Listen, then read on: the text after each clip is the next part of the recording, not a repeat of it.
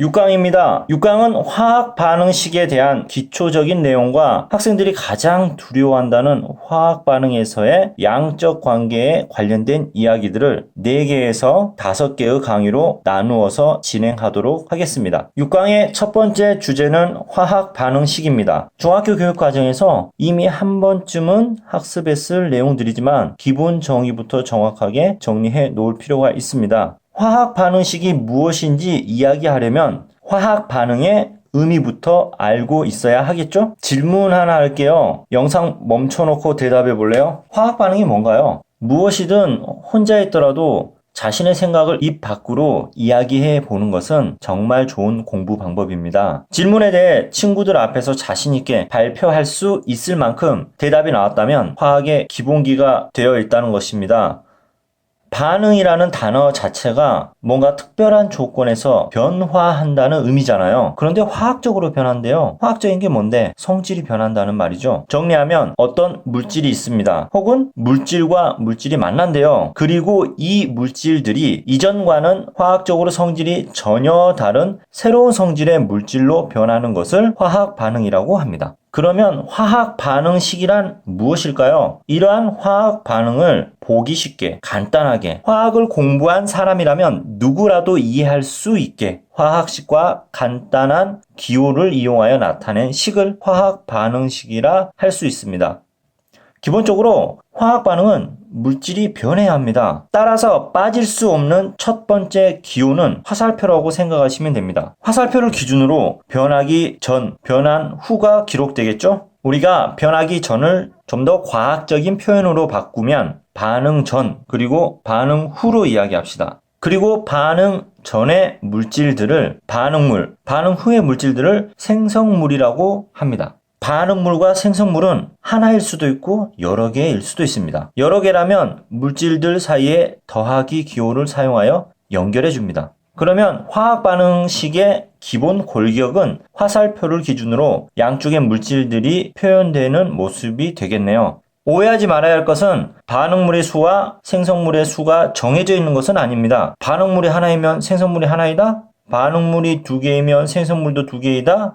이것은 정해져 있지 않습니다. 하나의 물질이 여러 개로 쪼개지는 화학 반응도 있고 오히려 그 반대의 경우도 있습니다. 화학 반응은 다양합니다. 그러면 지금부터 화학 반응식을 나타내는 방법에 대해서 단계적으로 접근해 보도록 하겠습니다. 첫 번째입니다. 화살표를 기준으로 반응물과 생성물 나타내기입니다. 화살표 왼쪽은 반응물, 오른쪽은 생성물을 표현합니다. 개수가 많으면 더하기로 연결하시면 됩니다. 가장 교과서에서 많이 나오는 예를 들어보면 수소기체와 산소기체가 만나서 수증기를 만드는 화학 반응식을 적어볼게요. 여기서는 수소와 산소가 반응물이고 수증기가 생성물이 되겠죠? 두 번째입니다. 개수 맞추기. 모의고사 문제에서 개수 맞추는 것은 가끔씩 작은 보기로 등장하기도 합니다. 위에 화학 반응식을 그대로 이용할게요. 각각의 물질들 앞에 들어가는 숫자를 개수라고 하고 개수를 맞춰주는 조건은 반응 전과 반응 후에 원소의 종류와 개수가 같게끔 맞춰주면 됩니다. 그리고 최대한 가장 간단한 정수로 표현하도록 합니다. 개수가 1이면 생략 가능합니다.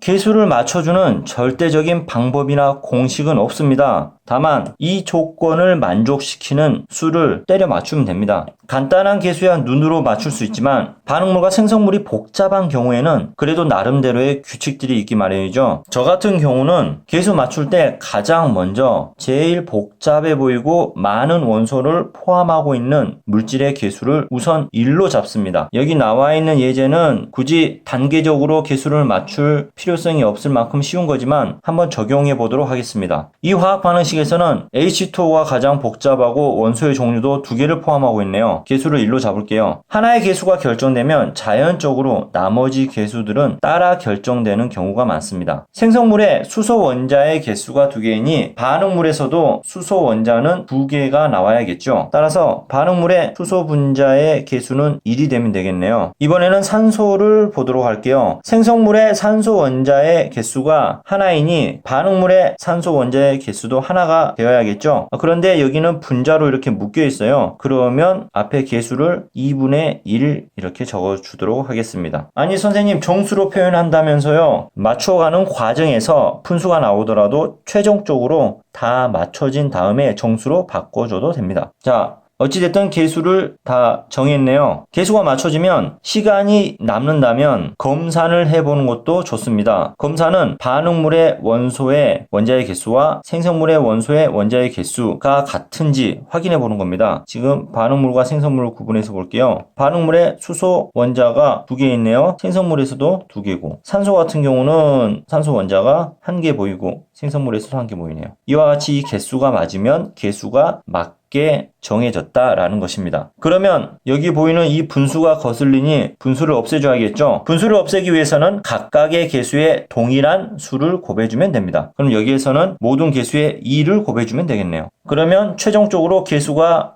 2대 1대 2인 화학 반응식이 나왔네요. 그리고 1은 생략해주면 됩니다. 가장 간단한 예제를 하나 들었어요. 그러면 개수 맞추기 즉석 예제를 한번 풀어보도록 하겠습니다. 조금 생각을 요하는 화학 반응식을 제시해 볼게요.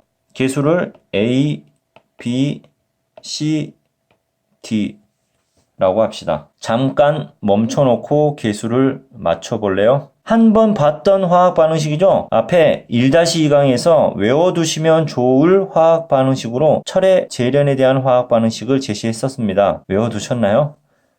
그러면 단계적으로 개수를 한번 맞춰보도록 하겠습니다. 이 화학 반응식에서는 가장 복잡해 보이는 철광석의 개수를 1로 잡도록 하렵니다. 그러면 반응물에서 철 원자의 개수가 결정 나버렸기 때문에 생성물에서도 자연스럽게 철 원소 앞에 들어갈 개수가 결정되겠죠. 자, A와 C가 결정되었습니다. 그러면 B와 D 2개 남았네요. 눈치 빠른 사람은 알겠지만 탄소 원소가 반응물에서는 여기, 생성물에서는 여기밖에 없죠. 그러니 탄소 원자의 수가 같으려면 B와 D는 같은 수의 개수가 들어가야 한다는 것을 발견할 수 있겠네요. 그러면 같은 수이면서 반응물과 생성물의 산소 원자의 수만 같게끔 조정해주면 개수 결정이 끝나게 됩니다. B와 D에다가 1부터 차례대로 숫자를 넣어보면서 산소의 수가 같은 개수를 찾아줘도 되고요. 난 좀 더 수식을 세워서 한 번에 풀어볼 거야 하시면 산소의 수만을 가지고 수식을 하나 세울 수도 있겠네요. 자, 여기에서 이미 산소의 개수가 3개가 결정되어 있고요. 이 B에 의해서 산소의 개수가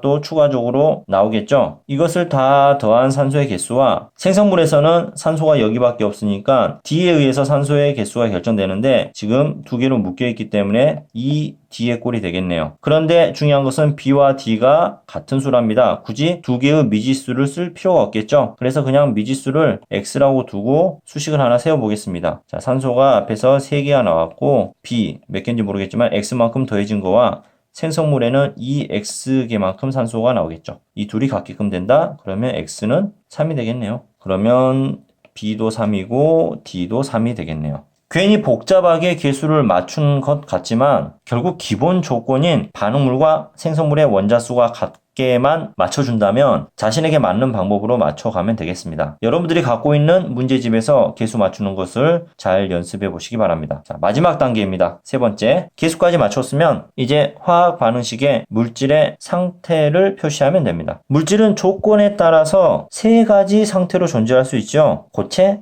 액체, 기체. 화학 반응식을 봤을 때는 그 반응이 진행되는 상태까지 알려줄 수 있어야 합니다. 상태의 표시는 고체의 경우에 솔리드의 첫 번째 글자를 따와서 약자 S로 표현하게 되겠고, 액체는 리퀴드 L을 따옵니다. 기체는 가스이기 때문에 G를 써주면 되겠습니다. 여기에 물질의 3가지 상태는 아니지만 화학 반응에서 많이 등장하는 수용액의 경우에는 AQ라는 첨자를 적어줍니다. 위에 나와 있는 예시들의 상태 표시를 한번 해보면요. 철광석 고체죠. 일산화탄소 기체입니다. 재련 과정을 통해서 나오게 되는 철은 녹아있는 액체 상태의 철이 나오게 되겠고, 시간이 지나면 고체 상태로 변하겠죠. 그리고 이산화탄소는 당연히 기체 상태입니다. 자, 이와 같이 상태를 표시해주면 화학 반응식이 완성되겠습니다. 위에 나와 있는 수증기 만들어지는 반응식도 한번 살펴보면 수소 기체 상태, 산소 기체 상태,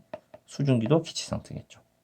여기까지 화학 반응식을 나타내는 방법에 대해서 이야기해 봤습니다. 마지막으로 한 가지만 더 이야기하면 서술형 문제에서 화학 반응식을 적어야 할 경우에 보면 이런 식으로 실수해서 적는 사람들이 등장합니다. 그래놓고 그땐 내가 미쳤나봐 이렇게 말하죠. 때론 맞다고 해줄 수 있지 않나 우겨보기도 합니다. 이 수식은 말 그대로 왼쪽과 오른쪽이 같다라는 말이지 변화 혹은 반응에 대한 의미가 포함되어 있지 않습니다. 반드시 사소한 것 같지만 화살표 주의하시고요. 다음 강의는 화학 반응에서 알 수 있는 것들에 대해서 이야기하도록 하겠습니다. 고생하셨습니다.